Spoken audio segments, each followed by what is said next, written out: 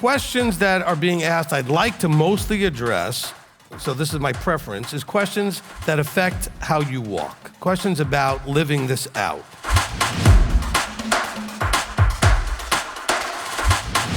What he's always told me is, tell them that if they're doing what they're supposed to be doing, they'll be where they're supposed to be. But you need a teacher to teach you what it is you need to be doing.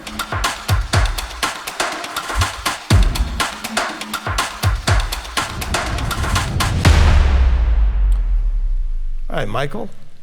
Shalom, Rabbi. Shalom. Acts chapter 13, verses 38 and 39, I have a specific question. Who said you can use verses? Oh, sorry. The first one that came up with a verse question. All right, Acts chapter 13. It's not for a friend, it's for me. There you go. 13 and what verse? Verses 38 and 39. Right. Let it therefore be known to you, brothers, that through this one forgiveness of sins is proclaimed to you. And by him everyone who believes is declared right from all that from which you were not able to be declared right by the Torah of Moshe. What can you expound on what this is that all sins from which you were not able to be declared right by Torah of Moshe? Okay, you got to understand the word declared right. What's going on here with being declared right?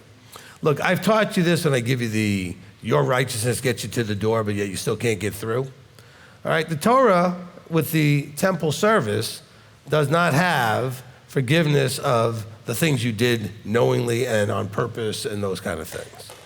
But you can teshuvah and repent, and with Yeshua's blood, you can be made right so you can live. Remember, all of the things you did still did have a death penalty. The Torah doesn't take away death penalty. It maybe does in this life. You're not going to get killed now. But what you deserve is death. So he's saying is that through the blood of Yeshua, it says, through him, for everyone who believes is declared right from all from which you were not able to be declared right. So what were you not able to be declared right was, through the Torah was? Well, the eternal aspect of this. Does that help? Yes. And I have said that in other teachings, so go look for it. It'll be in a lot of the places. You'll see it. Thank you. There. You're welcome.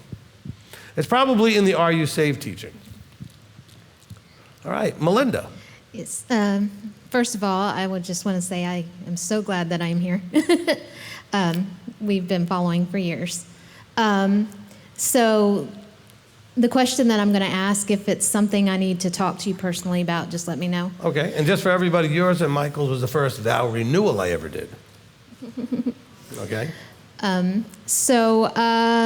Last Friday night I came up here and asked for prayer and a praise because I started a job, and a couple Wednesdays ago I had a panic attack at work. And so before coming to the ministry and being under you, I gave up a lot. I had low self-esteem, low self-confidence, all that. But my question is, how do you find a balance to where you don't put your health in jeopardy because it got really bad? And I would push myself a little bit too hard.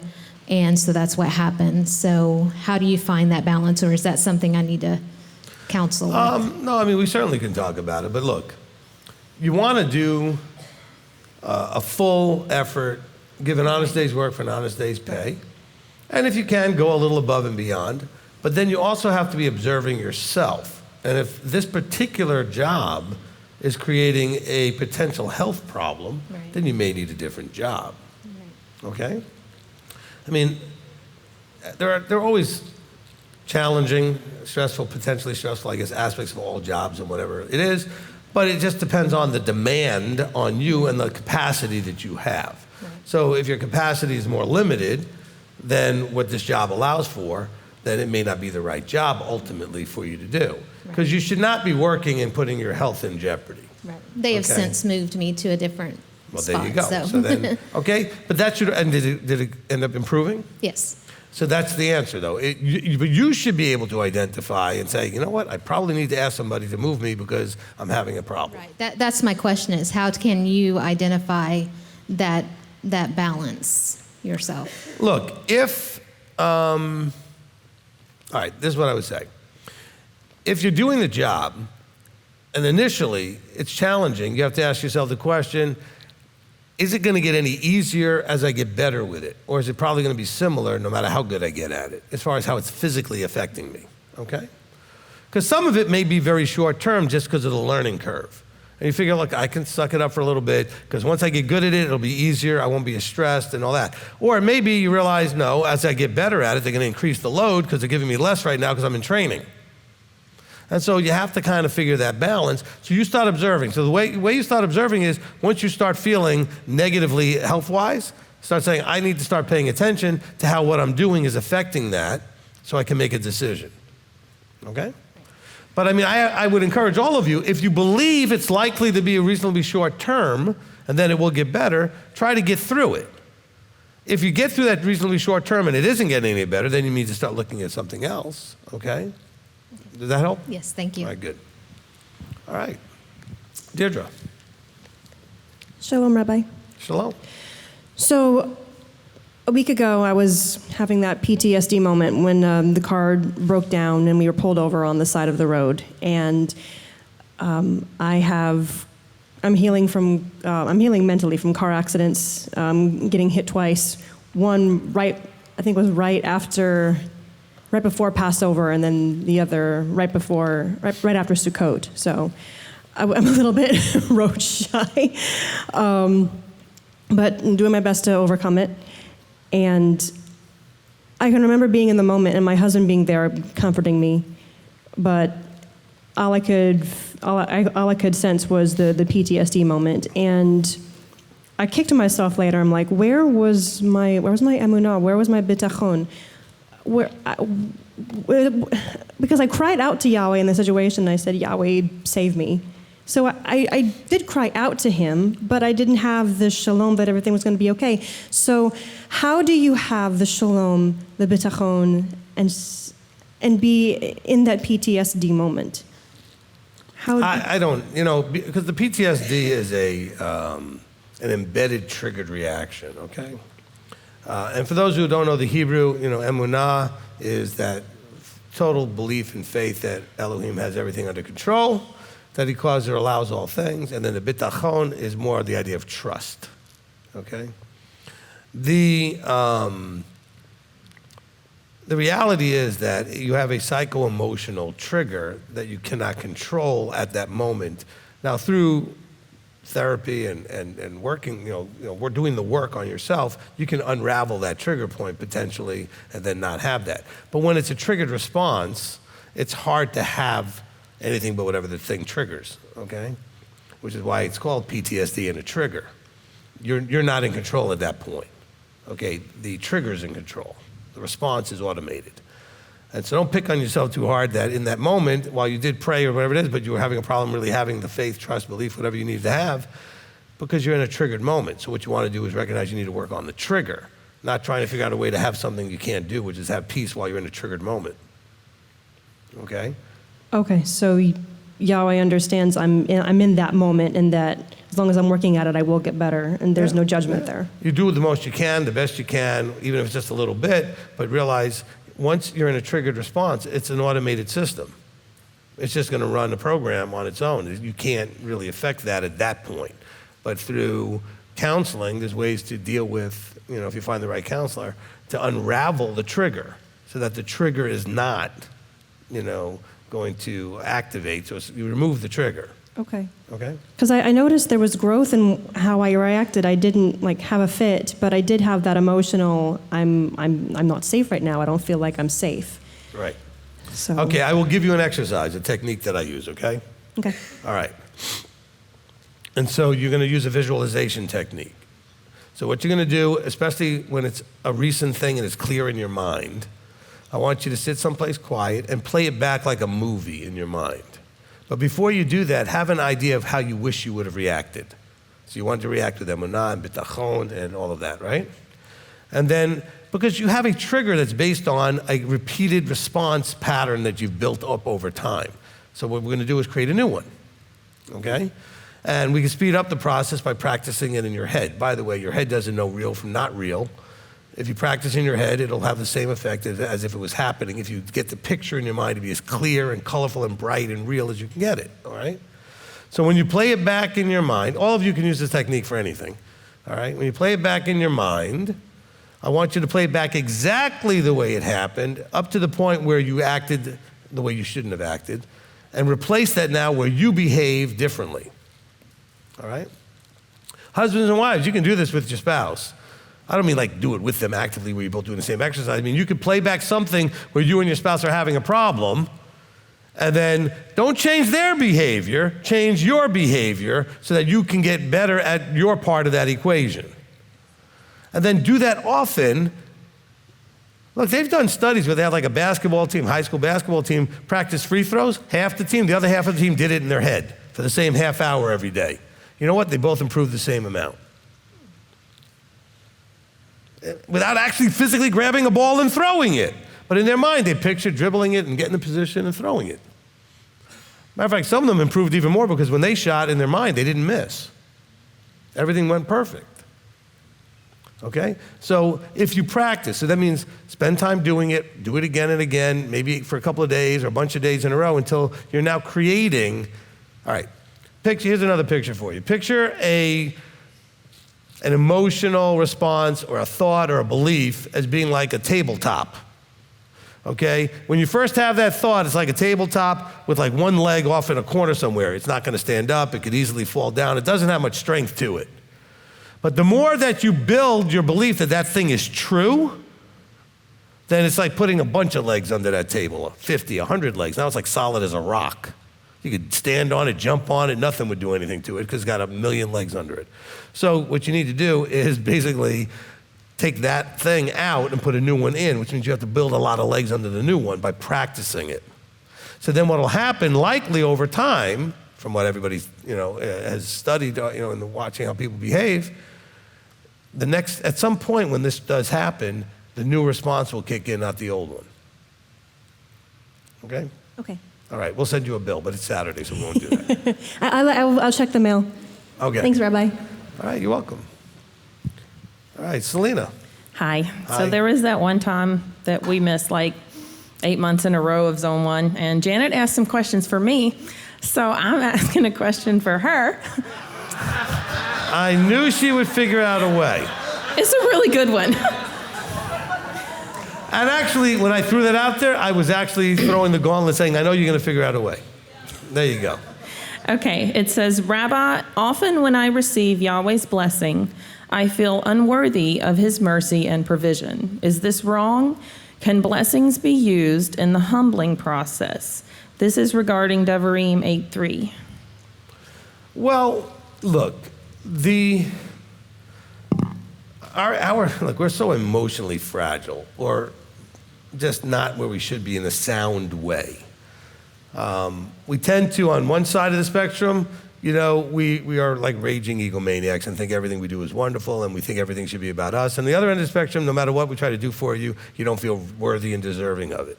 So we have to find our way to a healthy balance in the middle, where you recognize that it is something that is just being a blessing to me, which means I didn't necessarily earn it necessarily, but that it's coming and I can appreciate that. I must have done something that was pleasing in his sight and why he wants to give it to me. Okay? So work on because it's not a humility thing that we're talking about. All right? Look, I'll give you an example. And I know people like this, and it gets me a little frustrated, and one of them's in the room, I want him to hear this. If you thank me and tell me how great the teaching was, oh, that was a great teaching, I'm not just going to go, oh, no, don't thank me. It's all Yahweh. It's true, but I'm going to say, first of all, thank you, because you're thanking me for my part in it. Then I'll say, but all glory goes to Yahweh for giving me the words. But I'll appreciate that you appreciate my part. Okay? So if somebody gives you a blessing, you have to realize there's a reason. You earned it in some way. You did something pleasing to someone that they appreciated it. Don't steal the blessing or destroy the whole thing of them wanting to give to you and bestow. Look, if I go out to eat with you, if you offer to pay, I might say to you probably every time, look, it's okay, you don't need to do that. If you insist, I'm not going to fight with you. I watch people fight. It's the dumbest thing ever because you're ruining and stealing the blessing from the person that wants to do it. Because I say you don't have to in case the person was doing it thinking they needed to or obligated. I was like, no, that's all right, I got it. Right? I'll say that. I say, that's okay, I got it. I said, no, I really want to do this. Thank you. Okay? It's those kinds of things in life. And so, otherwise, if the person offers and I think I deserve it, I say, oh, of course you should be paying for me. No. I'm just saying is be humble enough to recognize also you probably earned it. And you're just receiving because you sowed and you're reaping. All right, thank you. All right, Amy. Hi. Hi. I'm cleaning house, and I'm getting rid of my old books. I'm getting rid of books, but how do I get rid of Bibles? Do I throw them in the trash as well, or do I keep them? Okay, I don't know. if first of all, you don't have to get rid of Bibles. I mean, Okay. But I wouldn't, if it's Bibles you're never going to use and you don't want to deal with, it's still just words on a paper. Don't get all mystical, magical about it. You can throw them out. If you want to bring them here and we can deal with it for you, that's fine. But I'm just saying I've got a million different Bibles, so people give them to me all the time. I don't use almost any of them ever because they're not translations I would use, and that's fine. But it's a book, and it's paper, and it's words, okay? And so you can throw them out. Thank you. You're welcome. Shabbat Shalom, Rabbi. Shabbat Shalom. My question is for myself in talking to other women and sisters, but there's all kinds of situations it could be, is when you feel lost and don't know who you are or you're trying to find yourself, which has to do with... You're right here. Has to do with... You said you're trying to find yourself. You're right here. Well, if you find me before I get back, just hold me here. So anyway, there's lots of situations, being a widow or people that have been married 30 years and find themselves divorced. So when you come into this walk, or you're just trying to really find out who you are, how do you go about that?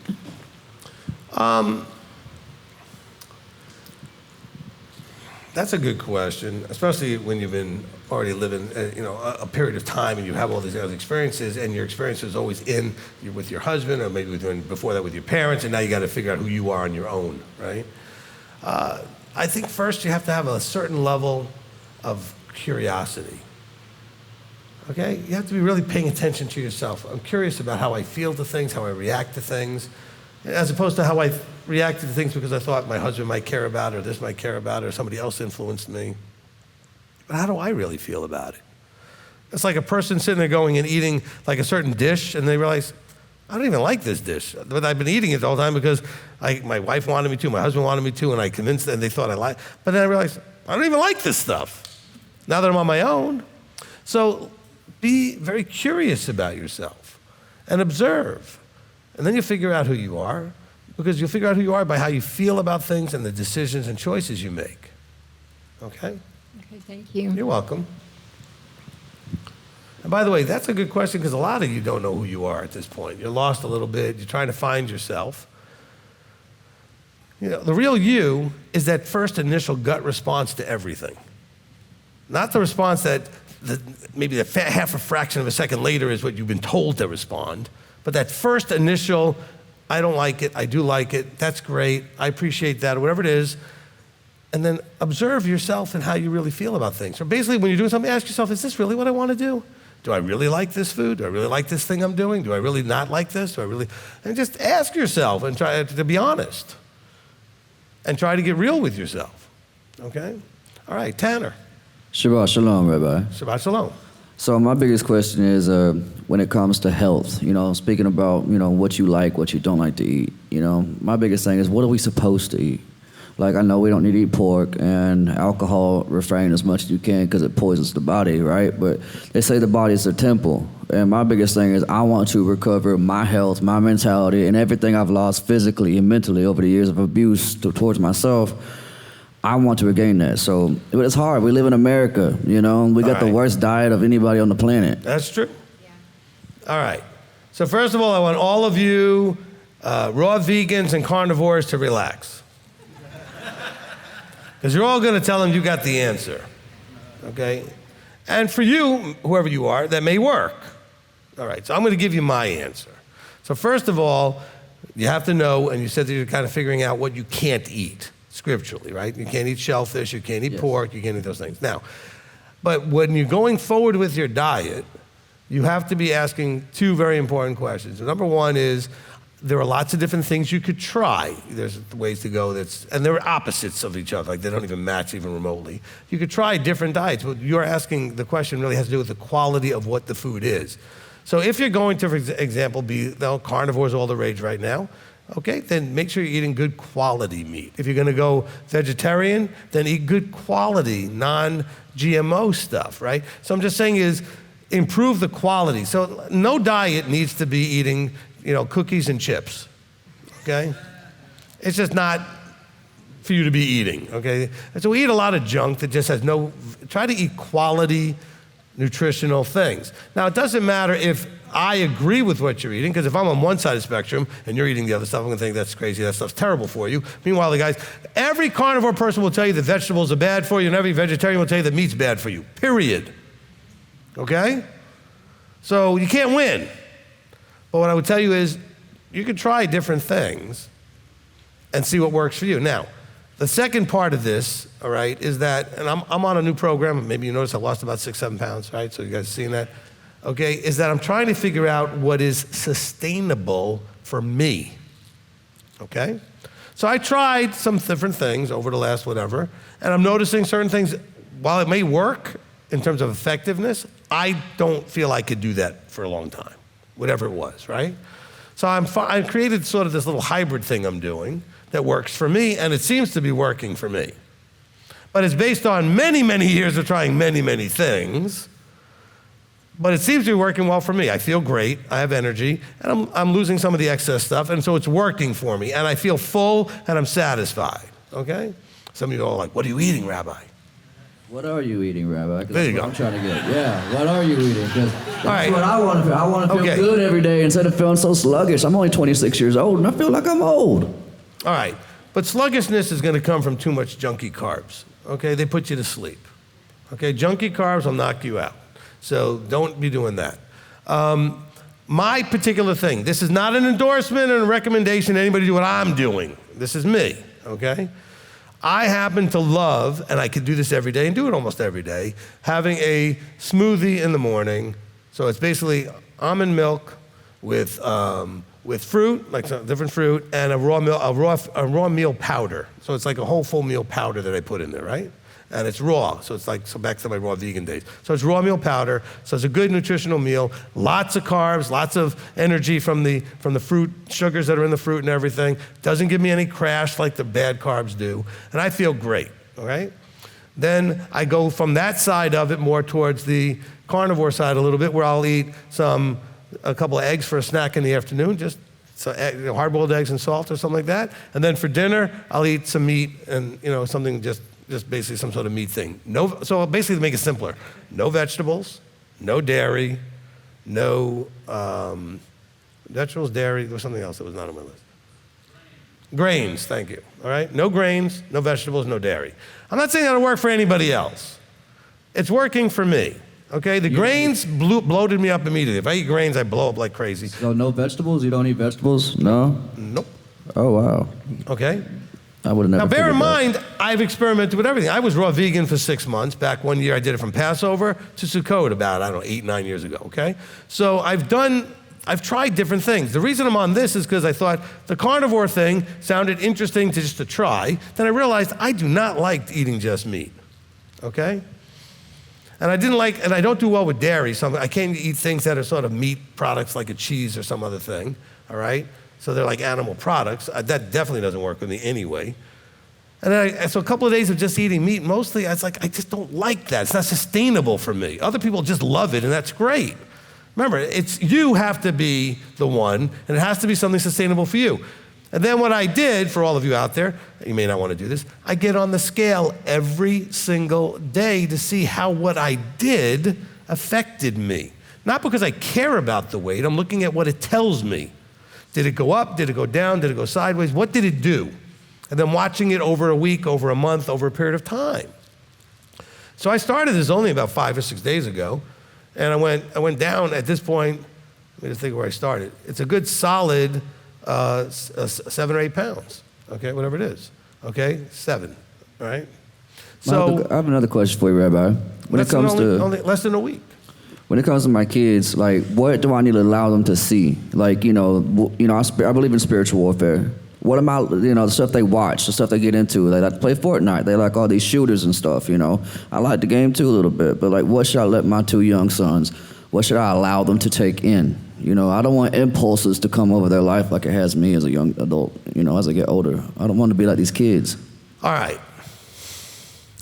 Okay, this is a tough one for me only because it starts getting into stuff that's not my job, okay? I can't tell you what you can and can't let your children, as far as like read, watch, play, that kind of thing. I'm not gonna be like you got in Christianity where everything was of the devil and everything was evil and nobody could do anything, all right? I don't care what movies you go see, don't care what books you read, don't care what games you play. Now, Tanner, here's the bigger problem though, okay? Nothing is universal. I could have just every kid in the world play like a Dungeons and Dragons type thing, and some of them may end up into all kinds of occultic stuff. Other ones will be affected zero. I could have you play shooter games, and most of them will never end up shooting anybody. Some might. So you can't tell that just because the thing is the thing that it's going to have any. You don't know how it's going to affect each kid. Okay? All right. Look, I'm not embarrassed to tell you. When it was first invented, I was in high school and I played Dungeons and Dragons. Everybody just turned off the channel. And yet Yahweh used me to do this, okay? And I played it when it was first invented. As a matter of fact, before it was called that, it was called chainmail. It wasn't even Dungeons and Dragons. And so I'm just saying that's back in like 1980, 81. And it was just something, it was a social game, and my friends all played. You know what? None of them went into the occult. None of them went into witchcraft. None of them did any of that stuff. They all stopped playing when they grew older, and they just went into their careers and everything else. I remember we had a congregation in Knoxville in 1999, 2000, around that, and that's when all of a sudden the Harry Potter books came out. And everybody had a cow. Cows running around everywhere. Okay? And it was flipping out about letting their kids read these books and everything else. Look, I read all that stuff as a kid. That type of stuff. It did not affect my beliefs. I never had any beliefs, and reading them didn't change any of that. You know why? Because some people, not everybody, understand entertainment is entertainment. Others have a different disposition and personality and will be adversely affected by these things. I don't want to minimize that. Problem is, you can't know which ones are which in advance. So all you can do is recognize, and this is for you, Tanner. Actually, you move out of the way so I can see him. Thank you. All right, now you can stay where you are. I can see you, that's fine. I'm just talking to you from a distance. My bad. No, it's okay, but this way I can talk to you. So you have to understand that you have to accept the reality that you can't control this ultimately. They're gonna go to a friend's house, they're gonna do this, they're gonna do that. They're going to be exposed to these things. They're going to be exposed to every type of movie, every type of video on YouTube or some other weird wherever channels and chats that they're going to go find things. They're going to be exposed probably to pornography. They're going to be exposed to everything because you can't stop it. You might be able to stop it in your house, maybe. You give them a phone, you can't stop anything, all right? So what you have to do, though, is help them deal with and prepare in advance for why it may be a bad idea, et cetera. And if they do actually get exposed to any things, help them process it properly. I'm not saying give them the stuff, just understand that you can't stop it from having, stop them from having access, okay? You can't, My brother wanted to make sure his first child was a daughter. He said, no Disney for my daughter, no Disney. I don't know what his big deal was Disney. Disney's whatever, but I'm saying no Disney. All right. That changed over a few years when he realized that any place she went, everybody she was going to interact with, all her friends were going to do nothing but Disney. All the movies, all the Barbies, all the whatever, that's what they're going to watch. Well, that's another thing. What about like holidays, Santa Claus and all that, Well, that stuff you just tell them is just not real. Exactly. Like, I don't want to deprive them of what every other kid gets to go through, but like, well, you're not depriving them. My kids already know the truth. I already told them. But you wouldn't be depriving them, okay? Attention all adults with children. Don't keep doing Christmas because you think the kids care. They don't care. It's you that care. Kids will figure it out faster than you will. Just give them presents another time just because you love whatever. They don't care. All right? Yeah, they get excited, but that's because, you make the big deal out of it. Because I've had all the parents say, well, I need to do this for the kids. No, you don't. First of all, they don't need it. And second of all, they don't care. They're not going to have a meltdown if they don't have a tree and presents that way. You will, because it's your thing. You love putting the house together the way you do. I know this from lots of years of dealing with people with this stuff. Because always when it happens, they're like, oh, I was worried about the children. They handle it like no big deal. It's your parents that'll have a big problem when you don't want to participate. It's older people, not the kids. The kids don't care. All right? So don't participate in anything that you know is wrong. Don't allow your children to participate in things that you know is wrong. When my children were in school, I said, look, if you're doing Christmas and Easter, my kids can't do that stuff, so give them something else to do. All right? Or they could just stay home that day, whatever, So I'm not going to have them participate in those things. But when it comes to things like media, like games and books and videos and everything else, you can't prevent that access. You can prevent it in your house, but they're not going to be in your house forever. At least they shouldn't be. And so what's that poor child going to do when he goes out in the world and you've not given him any guidance about what they're going to run into? That's why I'm keeping them in public school. My mother and me talked about what would be best for my children, rather be private school, some kind of Torah school, if they even have such a thing. I know they have Christian academies. I went to one as a kid, but I want them to be in public school so they can deal with people from different walks of life, different cultures, religions, all that crap, because if they don't, how are they going to work? Yeah, look, I can't totally disagree with you at all. I mean, I think there's definitely things that are helping the weakness of the growing group of people that homeschool their kids versus letting them get exposed. Oh, but they'll be exposed and do all these things. They're going to do these things anyway. My goodness, what's wrong with you people? Okay, almost none of your children are bubble pop. They're all going to go out there and do things physically you wouldn't want them to do, or intake things into the body you wouldn't want them to intake, and there's not a thing you can do about it. I'm just seriously, I know that's not what you hear from a podium, but I'm a realist. So I talked to my children, I said, look, this is dumb, don't do these things, and if you do them, tell me about it so I can help you process all that, but you shouldn't do it, and this is why. And the answer that you give your child cannot be, because God doesn't want you to, because they don't believe in any of that yet. You got to give them a much better, solid answer that's logical to a teenager. Why it's dumb, and it will hurt their body, and it'll hurt their mind, and their relationships, or whatever else they're going to do. Because you use God in verses when they don't believe in God in verses yet, that doesn't work. How do I keep God amongst their lives? Like, what if they go to their mom's house, right? Their mom's like atheist. Yeah, there's nothing you can do. Look, those children, look, I got my bubble popped at 23. Some of you got your bubbles popped at 53. He will deal with them when he deals with them. They belong to him. You're just a custodian for a few years, okay? They belong to him. Almost none of you had a bubble pop as a teenager. You had to be an adult already when you realized, you know what, my life is pretty awful. I better figure something out. I'm headed down a path to death. Okay? And not from a spiritual side of your thinking, just like literally, I'm going to end up dead. I'm making really bad decisions. Or I'm just miserable. I'm not making those type of decisions. Nothing in my life is working. By the way, that's one of those miracle things that we talked about. When you start doing this and stuff in your life, not all of it, but stuff in your life starts working. Large pieces of it start to actually work right. The other parts that don't is because you haven't fixed them yet, like maybe your finances or whatever, so you have to do something to actually fix that. But just so you understand, the reality is that as a parent, those children individually must have a personal experience that he times that you cannot make happen, force happen, or anything else. My daughter basically was from the womb like that. I had nothing to do with it. My son doesn't believe anything. I raised them both the same. That's between him and them. He grabbed a hold of her when she was like basically leading the praise team as a not even 12-year-old, okay? I mean, he got a hold of her. She was in a restaurant with me at a pizza place taking the Santa Clauses off the wall and throwing them out, which I never taught her. I never taught her. And she was telling all her friends, Santa Claus is not real.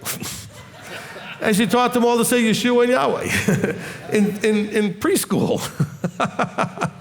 Well, not in preschool because she was in the Chabad. She did that in the first time she was in public school, first grade, you know. But that's just what her personality was. I went and I looked for her. I put her in a chair with her brother, went to go get the pizza, turned around, she was gone. Where'd your sister go? By the way, did you notice I didn't panic? I just said, where'd your sister go? Some of you are like, oh my God, where'd she go? I was like, where'd your sister go? Well, she's over there. I go, I'm watching her peel the things off the wall and throw them out. I told her, please stop doing that. We're going to get in trouble and get thrown out of here. You know, that's vandalism on the store. What I'm just saying is, you can't, I had nothing to do. I'm willing to say that. I had nothing to do with each one of them where they ended up. I did the best I could with both of them. I mean, I had something to do with some of their other aspects of their life, but really, they were both raised the same. If you got more than one child, you know that's the same thing with your children. You got more than one child, they're not exactly the same, even though you raise them the same. And so, Tanner, it's hard, especially when you have limited control because the child is split because of a divorce, so they spend time with one and time with the other. And so you can't control what happens in the other place. Don't worry about it, because at some point when they are adults and they're 18 plus and they can make their own choices, he'll deal with them. I'm not worried about my son. He'll deal with them. But meanwhile, he knows where to go when he does. As soon as that bubble gets popped, he's coming right to me. And there's no doubt. He knows where to go. Okay? Yes, sir. Thank you, Rabbi. You're welcome. Shabbat shalom. Shabbat shalom. Okay, Isaiah. Thanks, Rabbi. You're welcome. I'm sorry, I hate to mess all you guys up who want to control everything, all right? And I'm not interrupting Isaiah, but please accept the reality that you have a very limited control over what's going on once they hit the teenage age, okay? All you can do now is try to be an advisor and hope they listen a little bit, or at least consider what you say. You cannot force things. I know you guys try, but you can't. I'm not telling you not to try, I guess, because you're not going to listen anyway. All right? But do the best you can. The best thing you do is live by example, okay? If you're sitting there smoking pot and you want your kids not to smoke pot, what are they going to do? You're smoking cigarettes and you don't want your kids to smoke cigarettes. You're drinking alcohol, you don't want to drink alcohol. Whatever you're doing, they're going to do. So don't tell them they can't do something you're doing, okay? That's at least a minimum. Don't be a hypocrite. All right, Isaiah. Amen. Yeah, for me, the biggest example was my father. When I was 8, he made me get a job doing paper route. And he did the work with me.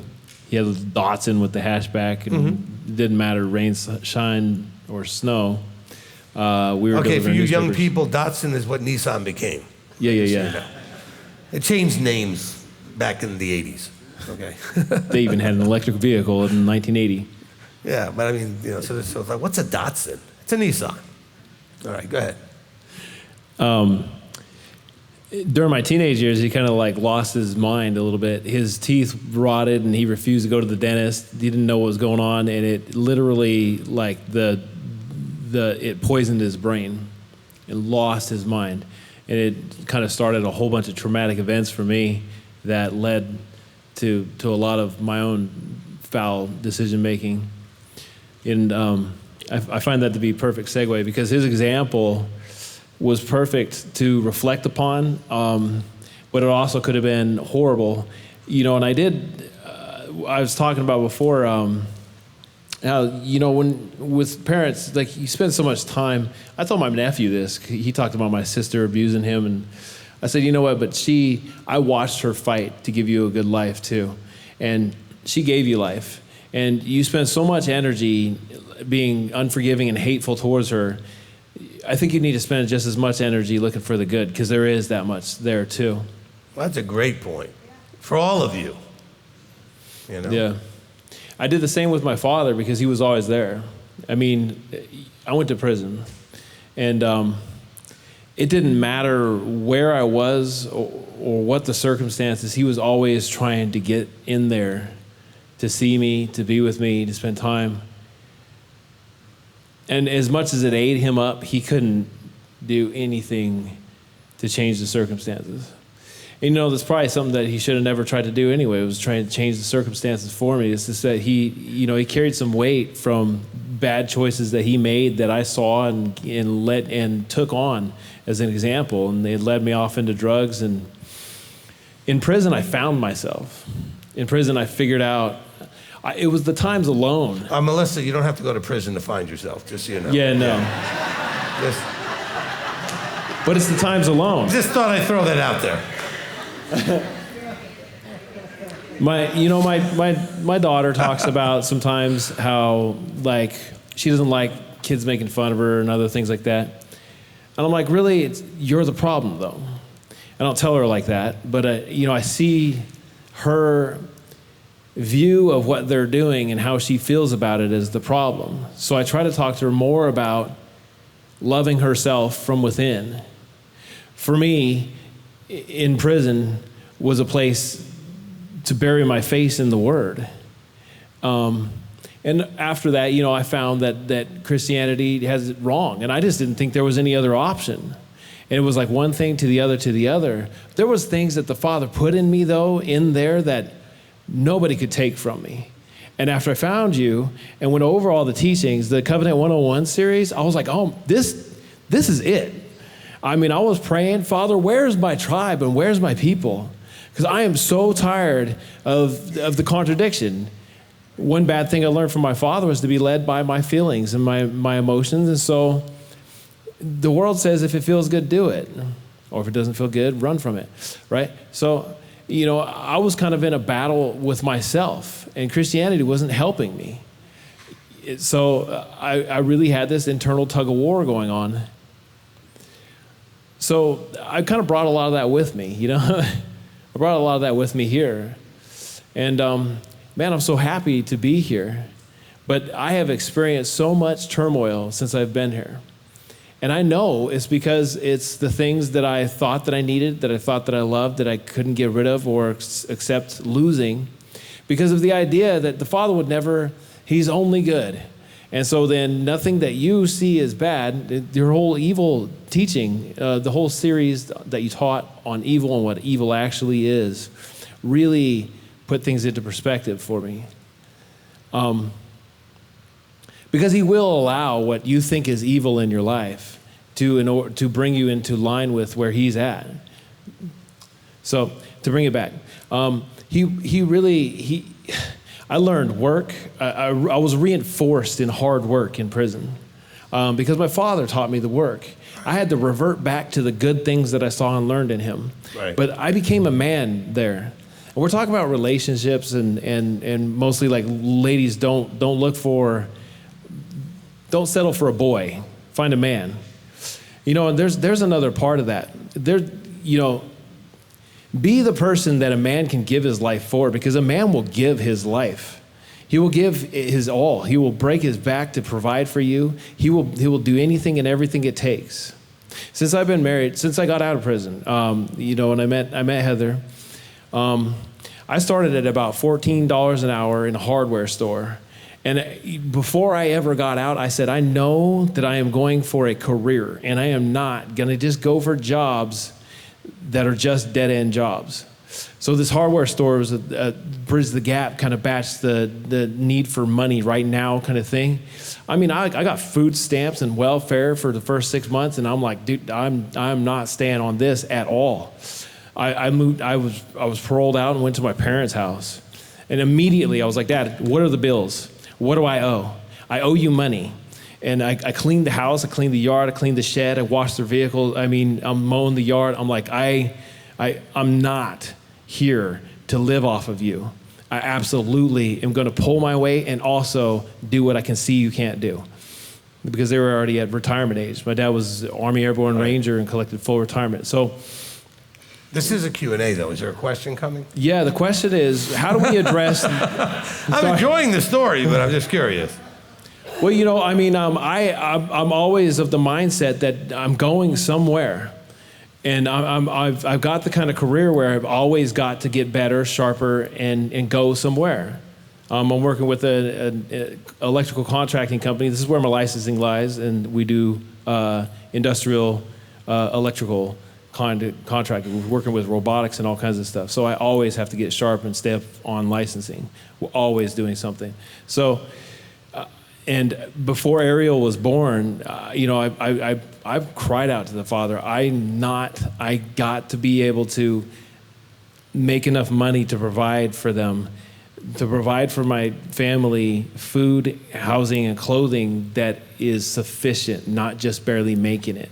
Can't just like get by. Yeah, I've got to go somewhere. I was at $17 an hour then. I studied hard, got my license, and was bumped up to 25, and I just keep on going up. Right. And I have to keep doing that. But you're in a thing that can go up, and you already see that. I mean, you're not in a place that tops out too short of where you want to go. Yeah. Yeah. So how do we talk about the other aspect of that? Because we're in a culture that's very entitled. And I think that it could easily lead to, I can see it in my daughter, entitlement. And I don't know how to like not go overboard and overstep that line in speaking on, women can be easily entitled. Look, like, oh, you're just not what it takes. Everybody can be easily entitled. But okay, I know what okay, I understand the question. I know where you're going. Okay. But first let me say something about something you said at the beginning there, which is, for you guys who are going through stuff like your daughter's going through or people are picking on or whatever that is if there's anything in your life that's happening repeatedly, fairly consistently, my guess is because you're not paying attention to what he's trying to get your attention for.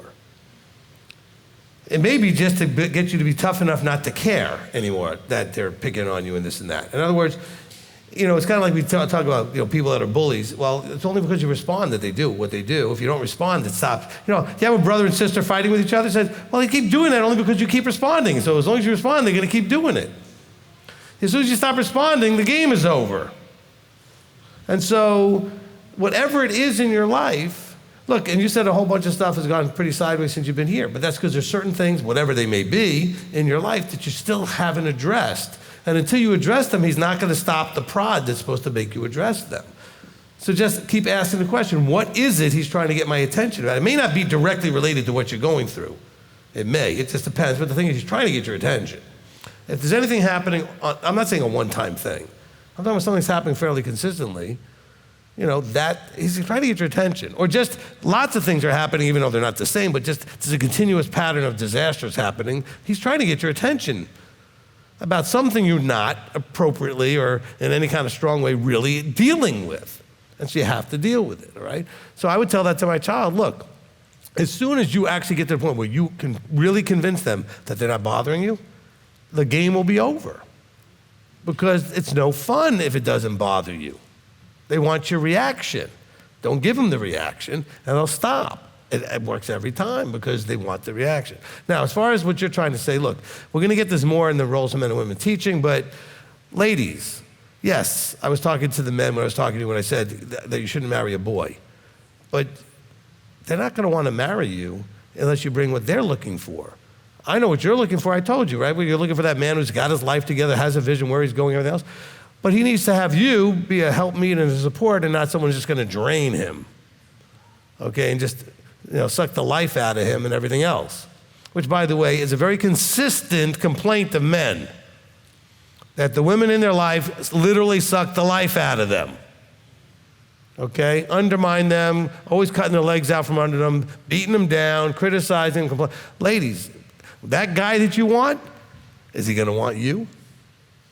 Oh, you think you want him because that's your ideal. But you look at you and say, if I were him, would I pick you? What are you bringing to the table? That's for both sides.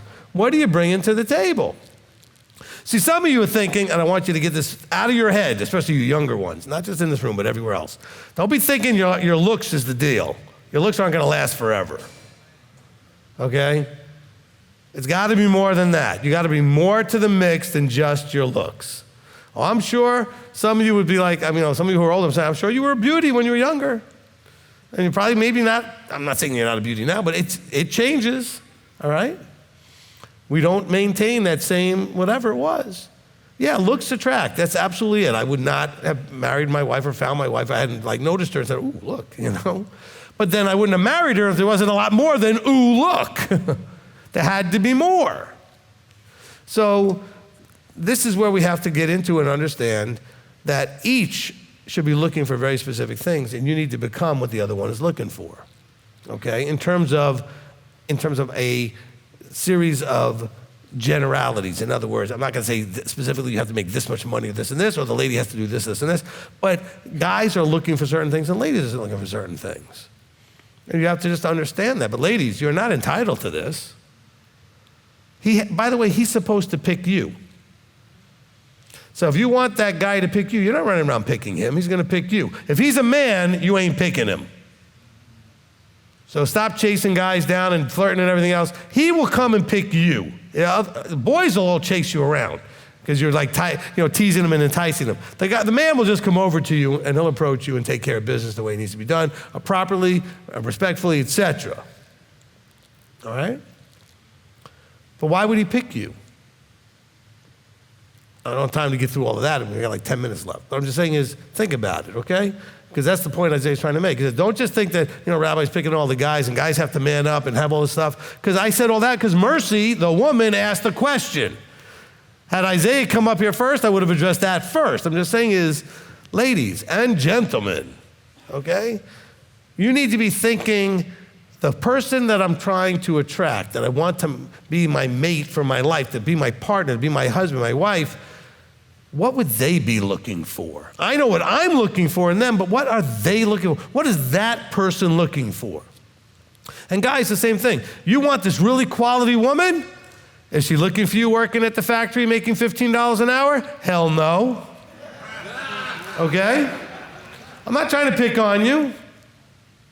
Nothing wrong with being a factory worker. Okay? But nobody's sitting back dreaming about the guy who works at Whirlpool. And a lot of you do. That should be a stepping stone. It's got to be someplace that gets you somewhere. It's a great starting point. You learn discipline, you show up, you're working on a line, you got to be meticulous about detailing, get all things done a certain way, follow instruction, follow directions, but those skill sets should leverage you into something more. Look, my son is a great example. I'm really proud of him in a lot of ways. He started off working at a fast food restaurant, and he did very well with it, realized this was never going to get him where he wanted to go. Then he went and got the job over at Whirlpool, did that for a little while, and realized they kept cutting him because the machines had to be shut down, they were out of a part or whatever, so he kept losing work, he wasn't getting paid enough. He said, I can't work at a place the line is always getting shut down. So he had to go find something else. He would not stay very long anywhere that was not taking him where he wanted to go. I wonder where he got that from. I did that in my life, okay? I wouldn't stay anywhere very long if I realized. I stayed only until I realized it was either going to get me there or not, period. If it wasn't going to get me there, I wasn't staying, okay? Isaiah came back up. Go ahead.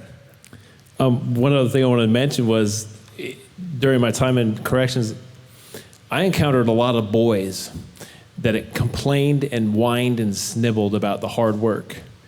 And my dad would have whipped my behind at half the age. Yeah. At half that age. Right. And I broke my foot on a fire line and I was still the hardest working person up there. And so that was something that stood out to me as just disgusting. So I understand that. Don't get me wrong. I understand they were boys in man suits. Yeah. Like anybody that complains about work is already not an adult. Being an adult is work. That means work is in everybody's life. You're an adult, okay? And you just have to finally, understand and own that. This whining and complaining about hard work, look, some of you guys, I'm going to talk to the teenagers now. You're going to turn 18, you're going to start getting a job, and guess what? You're going to be like, man, this is a lot of work. Yeah, it is. And guess what? It never ends. That's now your new life. Your life before that was mostly fun in school. Now it's work and life and owning every aspect of your life.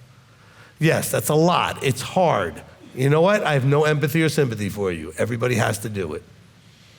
So when they come to me and say, I'm just so worn out and it's so hard. Good. That's life. Get used to it. All right? You'll build up some muscles. You get better at it. You'll get stronger at it. It'll be fine. Don't worry about that. But this whining and complaining thing, look, one time I lost a job that I thought I was there long enough I could try to get. Someone said, why don't you go get unemployment? I had never thought to go get unemployment. I just went and got another job. Why do I need unemployment? I'm going to get a job tomorrow. I'm not going to sit here. So I went to go get unemployment, and I was so disgusted by the conversations that were going on in there. These were entitled, lying sideways at the public trough, losers that were bragging about all the little side cash hustles they were doing while they were collecting Social Security and whining about how they changed the system now that we have to fill the papers out because they used to fill them out for them. The government's giving you free money and you're whining about that you have to fill out the paper. I got up immediately and walked out. I didn't fill out anything. I said, I am not identifying with this nonsense. I will go flip burgers or anything. I'm not doing this. Okay? I don't care if it's free money, so to speak, blah, blah, blah, for a short period of time. I am not going to envision that that's the type of person that gets that. Okay? I'm going to get off my butt and just go get a job. That's what I'm going to do. Or create a business or do something. So one time I went in, one time I never went back. I said, I am not doing this. I couldn't believe. Now, when I said losers, I'm not saying that everybody on unemployment. I'm saying these people, they were bragging about how they were cheating the system and whining that the system wanted them to fill out a form. Are you kidding me? Fill out a form so you can get a few $100s a week for doing nothing? And that back then, they didn't even like make you call in and check and say that at least you're making an effort to get a job or something. They just sent you the money. I was like, what in the, this is, and we're talking about this is going back 40 years. I mean, I was like, what in the world? It ain't got any better either, you know. Everybody, you talk to teenagers, they all want free handouts. Take away my college debt, do this, do that. You know what? Nobody made you get the college debt. That's your debt. Pay it. I paid all my debt. Oh, but Rabbi, you said you went bankrupt. So then go bankrupt. But you can't bankrupt college debt. You should, and they told you that, by the way, when you got it. This is yours forever. All right? So you chose to do that. It is what it is. All right? All right, Grayson, and you may be the last one. It's a quick question. And it's in regards to doors, like actual doors. At the place that we're renting, it has like the pretty standard, what I've always imagined as like a normal house door, where it has like the 2 squares and then the 2 rectangles and then another 2 rectangles. And the top part, for visual, I don't know if you can see this, but it makes a cross. Do I need to worry about that as like having a cross in my house? Should I cover that up? Should I try to get new doors? Is that an issue, or am I thinking about it way too much? Way too much. Okay, thank you. I'm glad I have somebody I can go ask.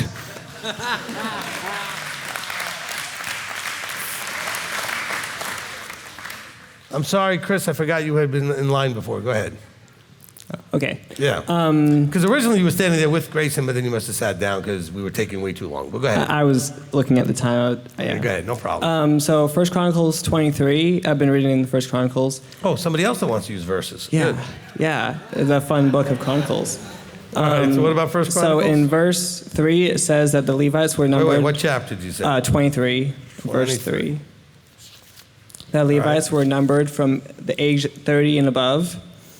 And then in verse 24, it says, the end of 24, that they're numbered, who did the work of the service of the house of Yahweh from the age of 20 years and above, which is different than what's given by Moses or in Aaron in the Torah. So I wanted to know why that's the different, or why David made that decision, or if he had that authority.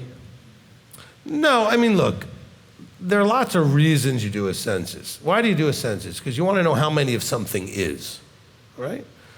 Okay, so there was a purpose for the counting what they counted in numbers and what ages they counted. David's counting for a different reason here, okay? Because, the other counting was had to do with eventually the Pidyon Haben, the redeeming of the firstborn, and switching over to Levites, so there had to be a counting, all right? Now, so when you're counting from 30 and above, they're counting active priests, because you had to be 30 to be active as a priest. Counting 20 and above, because they want to know how many adult men there were. So you have to really ask, what is David counting them for? Not that he did a wrong count, meaning like you shouldn't count that age. Because remember, there was a specific purpose. They counted men 20 above because they're going to war. The men in general. They counted the Levites over a month old because they were just counting Levites, period. Okay, the Levite men, period, no matter how old they were, because they were switching and redeeming out that firstborn thing. And so I'm not familiar, like off the top of my head, what was going on here in chapter 23, but David's doing it for a different reason. Okay, so in verse 24, when they say, who did the work for the service of the house of Yahweh from the age of 20 years and above, could that be in advance for when they turn 30 or 25? No. Again, language is a problem. It says, these are the sons of Levi, and then you go to who did the work of service. In other words, it's Levi that does the work of service. Like I'm counting the 20-year-olds that are Levites who do the work of service at whatever age they're supposed to do it, okay? So you're connecting it wrong because the wording of the way it's translated is terrible. Not terrible, problematic. Did that make sense? Better sense? Okay, yeah. Okay, so he's saying is, these are the sons of Levi by their father's houses and the heads of their father's houses, as they were counted head by head by the numbers of their names, who did the work of service for the house of Yahweh. The Levites. But what they were counting was the 20-year-olds and above. So the 20-year-olds above is just telling you who they counted. Everything else had to do with this is the Levites who do the work of service. Okay. Okay? That makes sense? Yeah. And the other thing I had was in verse 13, it talks about burning incense. And I know there's the part in Numbers with Korach in the incense, and then there's other places, but I want to know just what that is for, because it's not talked about much. No. It's because, remember, you had the altar of incense.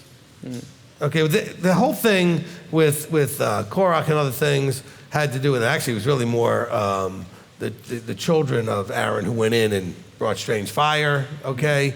That they ended up bringing incense into the house of meeting. It was not structured yet with the tabernacle that way, that they were just going to go in and do these things. The tabernacle has an altar of incense, okay? And these are the guys who got to tend to that altar of incense.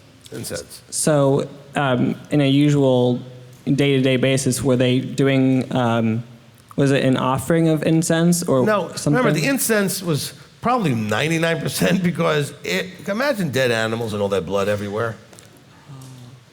It's a very smelly thing. Mm-hmm. Even live animals, it's a very smelly thing. So the incense was to cover all of that horrific stuff, okay? Okay, that makes sense. Yeah, good, okay. Now, other parts of the incense also were a pleasant fragrance to Yahweh and had other purposes, but generally, I believe it was there to cover the smell. Okay, go ahead. And Sierra. Is it a law to put children underneath the chuppah for the blessing? No. Okay, it's a tradition that we do. So no, you do not. Nobody needs to bring their child under the chuppah. I don't know why you wouldn't, but certainly that's not required. Okay? All right. Thank you, everyone, for Zone 1.